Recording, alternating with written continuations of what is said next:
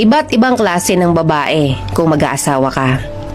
Kapag nag-asawa ka ng babaeng independent at business-minded, accept the fact na hindi niya maaasikaso ang bahay niyo 24/7.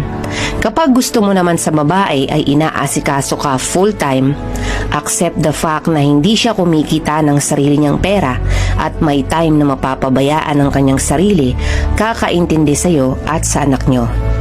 Kapag gusto mo ng babaeng makinis, maputi, at chicks na chicks, accept the fact na kapag inasawa mo yan, kailangan mong sagutin ang lahat ng expenses niya sa beauty products to maintain her beauty. Kapag gusto mo ng babae na hindi ka bubungangaan, make sure na itatrato mo siya ng tama at tutulungan sa mga gawain. Kapag gusto mo sa babae na supportive siya sa'yo at hindi pinaghihigpitan, make sure na alam mo ang limit para magkaroon